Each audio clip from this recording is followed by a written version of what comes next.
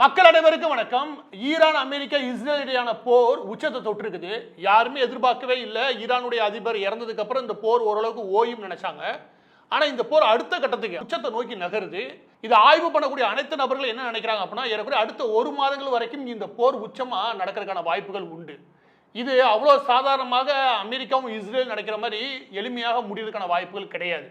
இதுதான் எல்லா பேருமே சொல்றது. இந்த நிலைமையில சமூக வலைதளங்களில் இன்டர்நெட் முழுவதுமாக இந்த புகைப்படமும் சில வீடியோவும் நான் பார்க்க முடிஞ்சது. அது என்ன அப்படின்னா, துபாயுடைய பிரசிடென்ட் முகமது பின் சையத் அவர்கள் ஒரு மாலுக்கு போகிறாரு. அங்கே குழந்தைகளை பார்க்குறாரு, மற்றவங்களை பார்க்குறாரு, ரொம்ப கேஷுவலாக நடந்து போகிறாரு. அதில் எல்லாரும் என்ன போடுறாங்க அப்படின்னா, என்ன அந்த பதிவை வச்சு பரப்புகிறாங்க அப்படின்னா, பார்த்தீங்களா ஒரு நாட்டுடைய பிரசிடென்ட் எவ்வளோ எளிமையாக ஒரு மாலுக்கு வர்றாரு, போகிறாரு, எவ்வளோ பாதுகாப்பாக இருக்குன்றதை அவரே உறுதிப்படுத்துகிறாரு அப்படின்ற விதமாக அந்த வீடியோவை ப்ரொமோட் பண்ணுறான்னு வச்சுக்கோங்க. இது எல்லாமே அந்த நாடு செய்ய வேண்டிய அவசியம் இருக்கு. ஏன்னா துபாயை அடுத்த கட்டமாக இன்டர்நேஷனல் சிட்டியாக மாற்றி ஆகணும். அதற்கு அந்த நாடு அந்த குறிப்பிட்ட சிட்டி ரொம்ப பாதுகாப்பாக இருக்குன்ற விஷயத்த மக்களுக்கு தெரிவிக்கிறது அவங்க கடமை. எனவே அதை செய்கிறாங்கன்னா அது அவங்களுடைய தேவை. ஆனால் உண்மையிலேயே பாதுகாப்பாக இருக்கா? இதுதான் இந்த கேள்வி. துபாய் மட்டும் கிடையாது. துபாய், அபுதாபி, சவுதி அரேபியா, இந்த பக்கத்து கத்தார், பக்ரைன், குவைத், இந்த நாடுகள் பாதுகாப்பான நிலைமையில இருக்கா? இந்த அளவுக்கான பாதுகாப்பு உண்மையிலேயே அங்கே இருக்கா அப்படின்னு கேட்டீங்கன்னா, சுமார் 400க்கும் மேற்பட்ட மிசைல்ஸ் இந்த ஏவுகணைகளை துபாய் மற்றும் யுஏஇல மட்டும் தடுத்து நிறுத்தியிருக்காங்க. அதை தாண்டி தான் மற்றவை விழுந்திருக்கு. இது தவிர ட்ரோனும் சேர்த்துக்கோங்களேன். ஆனால் பாதுகாப்பானதா அப்படின்னு கேட்டீங்கன்னா, இதை நீங்கள் புரிஞ்சுக்கணும். என்ன அப்படின்னா, குவைத்தோ மற்ற நாடுகளோ பாதுகாப்பானதுன்னா எதனால அமெரிக்கா இதை அறிவிக்கிறாங்க? அமெரிக்கா என்ன சொல்றாங்க அவங்களுடைய நாட்டு குடிமக்களுக்கு அப்படின்னா, முடிஞ்ச அளவுக்கு நீங்க எம்பசிக்கு வராதீங்க. ஏன்னா அங்க இருக்கக்கூடிய அமெரிக்காவுடைய தூதரகத்துக்கு கூட வராதீங்க. ஏன்னா அதுவும் சேர்த்து தான் பாதுகாப்பின்மையோட இருக்குது. எனவே எல்லா பேரும் முடிஞ்ச அளவுக்கு அங்கங்கே தங்களுடைய பாதுகாப்பை நீங்களே உறுதிப்படுத்துங்க. இன்னும் சில இடங்களில் என்ன சொல்றாங்க, நீங்களே எப்படியாவது மைக்ரேட் ஆகி எந்த வழியாவது நாடு திரும்புறதுக்கு வேற வழிகளை தேர்வு செய்யுங்க. மத்திய கிழக்கு நாடுகளை தேர்வு செய்யாதீங்க. அப்படி ஏன் இவங்க அறிவிக்கணும்? அப்போ இவங்க அறிவிக்கிறதுக்கும் பாதுகாப்பான இருக்குன்னா இவங்க அறிவிக்கிறதுக்கும் இந்த புகைப்படத்துக்கும் வித்தியாசம் இருக்கு நமக்கு. சரியா? அது என்னன்ற தெளிவுபடுத்துறது தான் இந்த வீடியோட நோக்கம். இந்த வீடியோவில் நாம் என்ன பார்க்க போகிறோம் அப்படின்னா, மத்திய கிழக்கு நாடுகள் இந்த மாதிரியான புகைப்படங்கள் பரவுறது மூலமாக சிலருடைய ப்ரொமோஷன்ஸ், அங்கே உட்காந்து நிறைய பேர் இந்த சோசியல் இன்ஃப்ளூயன்ஸ் இருக்காங்களே, அவங்கள வச்சு வீடியோ போடுறாங்க.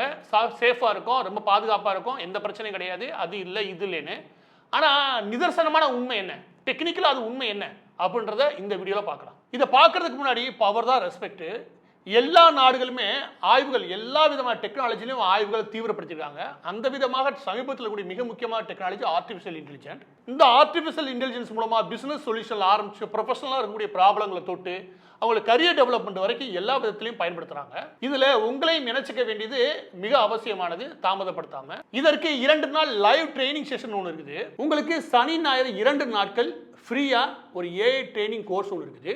அது லைவ் கோர்ஸ், காலை 10 முதல் 7 மணி வரைக்கும் 2 நாட்கள். இது முழுக்க 10,000 மதிப்புள்ள ஒரு ட்ரைனிங் செஷன். இதை ஃப்ரீயா 2 நாளைக்கு அவுட் ஸ்கில் கொடுக்குறாங்க. இந்த ட்ரைனிங் செஷனை பொறுத்தவரைக்கும் சும்மா 16 மணி நேரம். இந்த 16 மணி நேரத்தில் உங்களால் என்னென்ன தெரிஞ்சுக்க முடியும் அப்படின்னா, அது சுமார் 10க்கும் மேற்பட்ட டூலை பயன்படுத்தி ஒரு ப்ரொஃபஷனல் ஏஐ டூல் கிட்ட உருவாக்குறது. இப்படி மாஸ்டர் ப்ராம்ப்ட் இன்ஜினியரிங் இல்லையா, அதாவது யூஸ் பண்ணக்கூடிய ப்ராம்ப்ட் இல்லையா, அந்த ப்ராம்ப்ட் இன்ஜினியரிங் பற்றியான விஷயங்கள், ஆட்டோமேட்டிக்காக ரிப்பீட்டிவ் டாஸ்க்கை சால்வ் பண்ணக்கூடிய, கோடிங்கே இல்லாமல் சால்வ் பண்ணக்கூடிய மெத்தட்ஸ், ப்ரொஃபஷனல் உருவாக்கக்கூடிய ப்ரெசன்டேஷன்ஸ், இமேஜ், வீடியோ, இந்த கேட்டகரி. அதற்கப்புறம் ஏஐ ஏஜென்ட்ஸ் எப்படி உருவாக்குறது, இப்படியான விஷயங்களை இந்த 2 நாள் செஷனில் பார்த்துக்க முடியும். ஸோ 40க்கும் மேற்பட்ட நாடுகளில் 10 மில்லியனுக்கு மேற்பட்ட மக்கள் இந்த ட்ரைனிங்கை எடுத்திருக்காங்க. நீங்கள் எந்த துறையை சார்ந்தவன்றது முக்கியம் கிடையாது. இது எப்படி பார்த்தாலும் உங்களுக்கு ஃப்ரீ தான். எனவே உங்கள் எதிர்காலம், கரியர் சம்மந்தப்பட்ட விஷயத்தை நீங்கள் ஸ்டேபிளாக ஒரு திடமாக அமைச்சுக்கிறதுக்கு ஆர்டிஃபிஷியல் இன்டெலிஜென்ஸ் கோர்ஸ் எடுத்துக்கோங்க. இதை பற்றியான மேலும் விவரங்கள் தெரிஞ்சுக்கிறதுக்கு வீடியோட டிஸ்கிரிப்ஷன் லிங்க் இருக்குது. அதை ஃபாலோ பண்ணி, அதை சைன் அப் பண்ணி ட்ரைனிங் செஷனை அட்டெண்ட் பண்ணி மீண்டும் விவகாரத்துக்குள்ள வரலாம். முதலாவது நம்ம புரிஞ்சுக்க வேண்டியது, இது பாதுகாப்பானதாக இருக்குதா அப்படின்ற விஷயம். அது என்ன அப்படின்னா, இந்த பாதுகாப்பு எல்லாமே சவுதி அரேபியாவோ இல்லை கத்தாரோ இவங்களா வழங்குறது கிடையாது. ஏன்னா இவங்களுக்கு அவ்வளோ பவர் கிடையாது. இவங்கள்ட்ட இருக்கிறது ஆயில் ரிசோர்ஸ் மட்டும்தான். அதாவது கச்சா எண்ணெய் ஏற்றுமதி பண்ணி பெரிய லெவலில் சம்பாதிக்கிறாங்க. மற்றபடி இவங்கள்ட்ட டெக்னாலஜி கிடையாது. இந்த பாதுகாப்பு உபகரணங்கள் எல்லாமே கடந்த 5 வருஷங்களுக்கு மேலாக இவங்க யார்கிட்ட வாங்கியிருக்காங்கன்னு சொல்ல முடியாது. யார்ட்டுக்கு ரெண்ட் எடுக்கிற மாதிரி வச்சுக்கோங்க, ரெண்ட்டுக்கு எடுக்கிற மாதிரி வச்சுக்கோங்க. அந்த மாதிரி இவங்களுக்கு பாதுகாப்பு கொடுக்குறது இல்லையா, ஒவ்வொரு ஆண்டும் பாதுகாப்பு கொடுக்கறதுக்கு போதுமான பேக்கேஜ் யார்கிட்ட வாங்குறாங்க அப்படின்னா அமெரிக்காட்ட தான் வாங்குறாங்க. அமெரிக்கா கொடுக்கக்கூடிய 3 சிஸ்டம். இது எதனால் நான் சொல்கிறேன்னா, அப்போ தான் உங்களுக்கு விஷயம் தெளிவுபட புரியும். சும்மா நீங்கள் ஆன்லைனில் உட்காந்து சில இன்ஃப்ளூயன்சஸ் பரப்புறாங்க இல்லையா, அவன் அந்த சிட்டிக்காக பரப்பியிருப்பேன். நம்ம யதார்த்தத்தை புரிஞ்சுக்கிறதுக்காக நான் சொல்கிறேன். ஃபர்ஸ்ட் நசம்ஸ் நான் நேற்று ஒரு வீடியோ ஒன்று போட்டிருப்பேன், எங்கெங்கெல்லாம் ஏர் ஸ்பேசஸ் இருக்குது, அபுதாபியில் இருக்குது, கத்தாரில் இருக்குன்னு சொல்லி உங்களுக்கு ஒரு மேப் ஒன்று போட்டிருப்பேன். நீங்கள் அது எல்லாத்தையும் பார்த்தீங்கன்னா இந்த சிஸ்டம் இருக்கும். இந்த சிஸ்டம் தான் மிடில் ரேஞ்சில் இருக்கக்கூடிய மிசைல்ஸ், அது ஏவுகணை இருக்குல்ல, அதை தடுத்து நிறுத்துறதுக்கான வேலைகளை பார்க்குது. இதுதான் அமெரிக்கா பல இடங்கள்ல அபுதாபி, கத்தாரு, பக்ரைன், இந்த போட்டு துபாய், அப்போ சவுதி அரேபியா இந்த இடங்கள்ல வச்சிருக்குன்னு வச்சுக்கோங்க. இந்த சிஸ்டத்தை எல்லா இடங்களும் பெர்மனண்டாக வச்சிருக்கு. இது ப்ரொடெக்ட் பண்ணும். ஆனால் இதோட எஃபிஷியன்சி இருக்கு இல்லையா, பொதுவாக ஆய்வுகள் சொல்றது என்ன அப்படின்னா இதோட எஃபிஷியன்சி 70 to 80%. சிங்கிள் டார்கெட்டை 70 to 80% அடிக்கிறதுக்கு இது வல்லது. அப்போ இதனாலையுமே கூட 120% ஃபெயில் ஆக முடியும் மிடில் ரேஞ்சில். இதற்கு அடுத்து மிக முக்கியமாக இவங்க நம்புறது என்ன அப்படின்னா இந்த MIM 104 இதை இப்போ கொண்டு வந்து இறக்கி வச்சிருக்காங்க. இந்த பேட்ரியாட் MIM 104 இருக்குல்ல, இதுவும் அமெரிக்கா இங்கே வச்சிருக்காங்க. இதோட எஃபிஷியன்சி இருக்கு இல்லையா, அந்த ஏவுகணைகளை தடுத்து நிறுத்துறது அது 70 to 90%, 70 to 90%. இதுவும் 90% அடிக்கும், ஆனால் சிங்கிள் டார்கெட். எனவே இதனாலேயே மிஸ் பண்ண முடியும். அதனால தான் 400க்கும் மேற்பட்ட ஏவுகணைகள் ஏவுன போதுமே அதில் 4லேருந்து ஒரு 8 வரைக்கும் உள்ள வந்து உங்களை அட்டாக் பண்ண முடியுது, அதாவது அந்த சிட்டியை தாக்க முடியுது. எனவே இது பாதுகாப்பானதானா, பாதுகாப்புக்கு தேவையான ஏற்பாடுகள் இருக்கு, ஆனால் அந்த பாதுகாப்பு 100% பாதுகாப்பு அப்படின்னு யாரும் உறுதி கொடுக்க முடியாது. அதனால தான் அமெரிக்கா என்ன பண்ணுறாங்க, தங்கள் நாட்டு குடிமக்களை பாதுகாப்பான இடத்துக்கு நோக்கி போங்க, முடிஞ்ச அளவுக்கு வேறு நாடுகளுக்கு நகர்ந்து அங்கேருந்து பயணமாகுங்க அப்படின்னு அவங்களுக்கு அறிவுரை சொல்லப்படுது. அதற்கடுத்து இவங்க நிப்பாட்டி இருக்கு. இது லாங் ரேஞ்ச் THWAT. இது என்ன பண்ணுது அப்படின்னா ஈரான்லேருந்து கிளம்புறது இல்லையா, அங்கே வச்சே முடிக்க முடியும். இதையும் நிப்பாட்டி இருக்காங்க.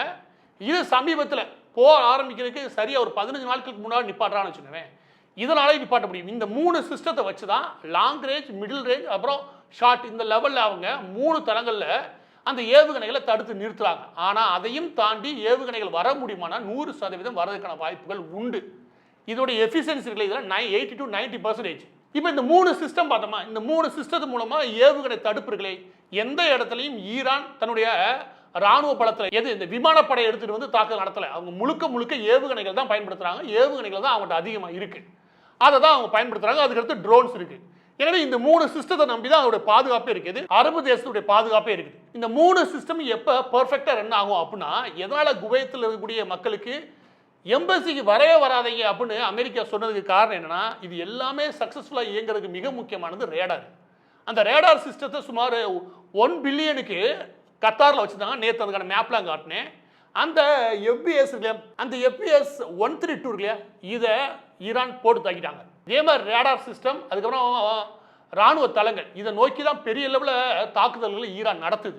எனவே தான் அங்கே பாதுகாப்பின்மை இருக்குல்லையே, இவங்க எதிர்பார்க்காத விட தவறான நேரத்தில் கை வச்சுட்டோமோ அப்படின்ற அளவுக்கு நிலைமை இன்னும் மோசமடையுது. அதனால தான் இவங்க சிஸ்டம் கரெக்டாக பார்த்து அடிக்கிறாங்க. இதுக்கான இன்டெலிஜென்ஸ் ரிப்போர்ட் சைனா கொடுக்குதா யார் கொடுக்குறா நமக்கு தெரியாது. ஆனால் ஈரான் பெர்ஃபெக்டாகவே சில இடங்களில் தாக்குதல் நடத்துகிறாங்க. இது ஏன் நான் சொல்கிறேன் அப்படின்னா, இந்த ரேடார் தான் இருக்குல்ல அதிக பாதுகாப்பாக இருக்க வேண்டிய ஒரு விஷயம், அதையே முடிச்சு விட்டானுங்க. எனவே இந்த பாதுகாப்பு எந்த அளவுக்கானது அப்படின்றத உங்களுக்கு புரிஞ்சுக்கோங்க. அப்போ அந்த இடத்துல எல்லாமே என்ன சொல்கிறாங்க அப்படின்னா, இஸ்ரேல் இருக்கு இல்லையா, இஸ்ரேல் மீதும் தாக்குதல் நடத்தப்படுது, ஏதாவது ஒன்று விழுக தான் செய்யுது.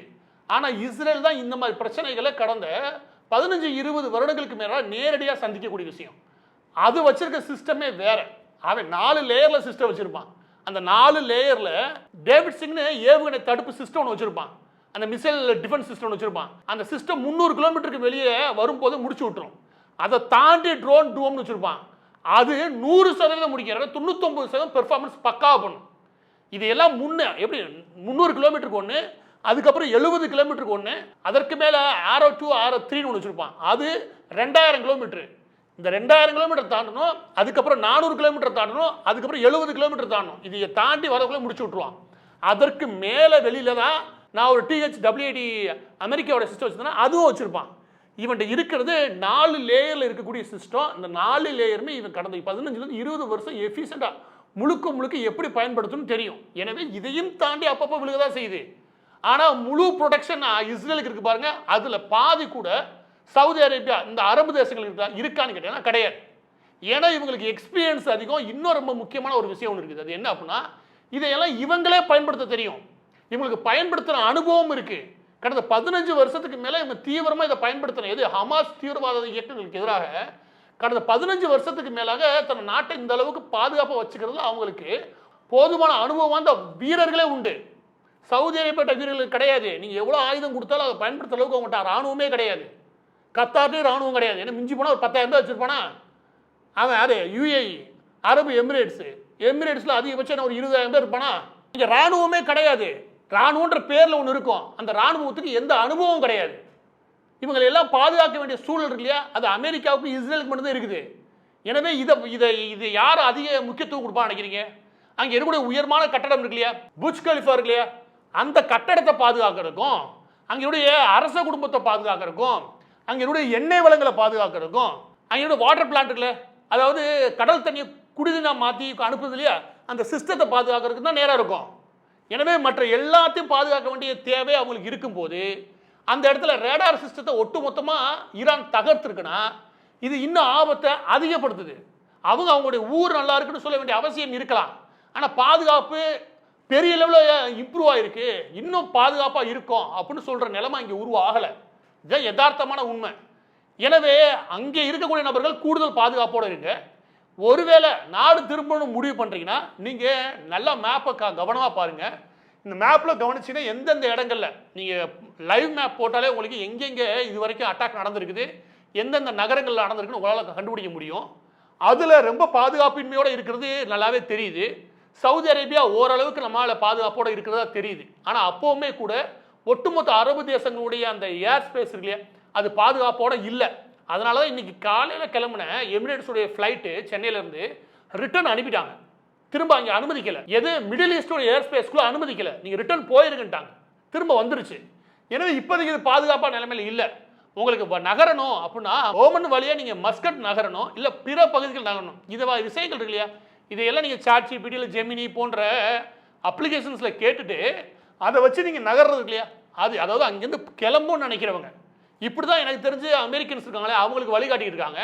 எனவே பாதுகாப்பாக நகரணும்னா ஒன்று இந்த மாதிரி நகர்த்துருங்க, இல்லாட்டி ஏர்போர்ட்லேருந்து உங்களுக்கு கன்ஃபர்மேஷன் வரணும், அந்த நாடு ஒரு கன்ஃபர்மேஷன் கொடுக்கணும். ஆனால் ஈரான் அடுத்த கட்ட போரை நோக்கி நகருது. அடுத்த கட்ட போர்னா இந்த ஒட்டுமொத்த பெர்ஷியன் கல்ஃப் இருக்குல்ல, அந்த கல்ஃபையை இழுத்து மூட போகிறேன் இன்னைக்கு காலை அறிவிச்சிட்டான், இழுத்து மூடுவேன் இருக்கான். ஒரு எண்ணெய் கப்பல் கூட இந்த ஊரை விட்டு நகரக்கூடான்ட்டான். எனவே நிலைமை ஒன்றும் அவ்வளோ சீராகவோ இல்லாட்டி குறைஞ்சிருச்சோ கிடையாது, நிலைமை கூடிருச்சு. எனவே இந்த பாதுகாப்பு விஷயங்கள் இருக்குல்ல, இந்த மாதிரி புகைப்படங்கள் இது ஆன்லைனில் இந்த மாதிரி புகைப்படங்கள்லாம் வருது இல்லையா, அது அவங்க நாடு பாதுகாப்பாக இருக்கணும். ஏன்னா அவங்களுக்கு ஒரு பெரிய கனவு ஒன்று இருக்குது. 2030 ஆயில் வளம் இருக்கு இல்லையா, அந்த கச்சா எண்ணெய் அதோடைய தேவை மிகப்பெரிய அளவு குறையும், அவங்களுக்கு அந்த ரிசர்வ் குறையும்.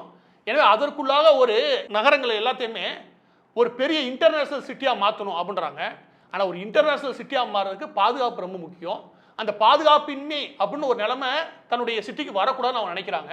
ஆனால் வரலாற்றில் முதல் முறையாக அது உருவாயிருச்சு. ஆனால் இந்த பாதுகாப்பின்மை வெறும் ஒரு மாதத்தில் முடியும் அப்படிலாம் கிடையாது. ஈரான் இருக்கிற வரைக்கும் இந்த பாதுகாப்பின்மை இருக்கும். எனவே இது தற்காலிகமானதும் கிடையாது. எனவே அது தற்காலிகமானது நல்லா இருக்குன்னு அவங்க சொல்ல வேண்டிய தேவை அவங்களுக்கு இருக்குது, அவங்களுடைய அவசியம் இருக்குது. ஆனால் யதார்த்தமான உண்மை இதுதான். பதிவோட இறுதியாக இன்னைக்கு ஆர்டிஃபிஷியல் இன்டெலிஜென்ஸ் ட்ரைனிங் சம்பந்தமாக உங்களுக்கு சனி ஞாயிறு 2 நாட்கள் ஃப்ரீ வகுப்பு அவுட் ஸ்கில் கொடுக்குறத பற்றி பார்த்தோம். அதை பற்றியான மேலும் விவரங்கள் தெரிஞ்சுக்கிறதுக்கு அந்த ட்ரைனிங்கை எடுத்துக்கிறதுக்கு வீடியோட டிஸ்கிரிப்ஷன் லிங்க் இருக்குது, அதை ஃபாலோ பண்ணி சைன் அப் பண்ணி அந்த ட்ரைனிங்கை எடுத்துக்கோங்க.